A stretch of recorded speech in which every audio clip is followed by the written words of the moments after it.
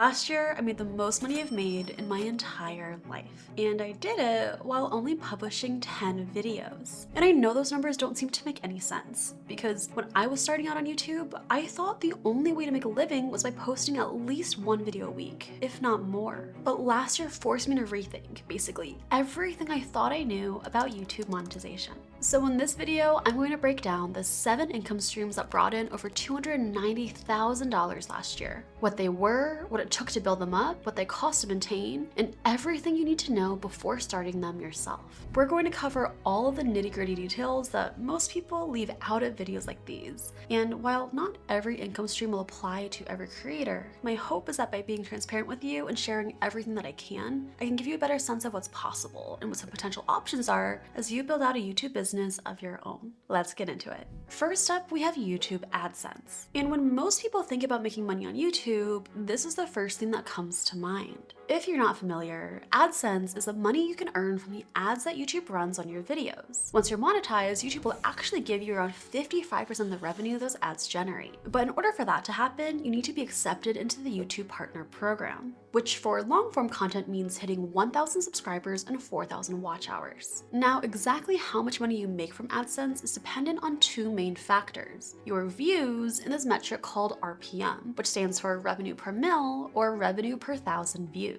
So if you make a video that got 1,000 views and your RPM was $5, you would make $5 in AdSense from that video. Pretty straightforward, right? The tricky part though was that RPM varies a lot, anywhere from under $1 to over $20 per 1,000 views. This variation mostly comes down to how valuable an impression is to advertisers. But while your overall RPM range will typically be determined by your channel's audience and niche, there are some things that you can do to help maximize your RPMs regardless of what you make videos about. For one, you could upload longer videos. Videos over 8 minutes long unlock the ability to have mid-roll ads, or ads that run while your video is playing. The longer your video is, the more ads can run, and the higher your RPM can be.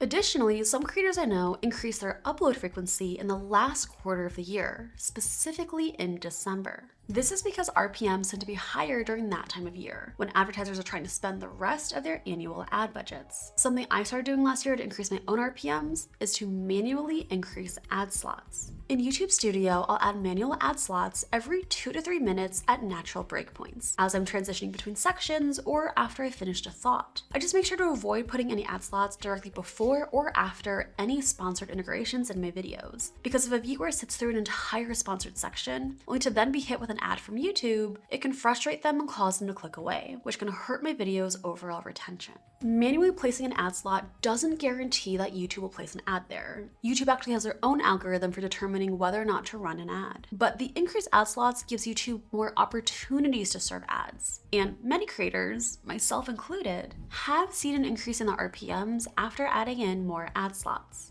If you are trying to maximize your RPM, the one thing that I would really avoid doing is dramatically changing the type of content you make for the sole purpose of chasing a higher RPM. YouTube is hard enough to post consistently on when you're making videos you like. And if you start boxing yourself into a certain type of content you don't particularly care for, you'll find yourself on a fast track to burnout. Besides, unless you're consistently bringing in an absolute boatload of views, it's unlikely that AdSense alone will be enough to fully support you, even with higher RPMs. Take my channel, for instance. My videos tend to have RPMs ranging from $4 to $11, which is slightly higher than average across all of YouTube. My average RPM last year was around $6.25, and my channel brought in around 2.2 million long-form views, which meant that AdSense as a category made me just over $14,000 last year. Now, that's definitely real money. I'm not denying that, but that's before taking into account any costs. For instance, last year I hired a full-time producer with a base salary of $5,000 per month.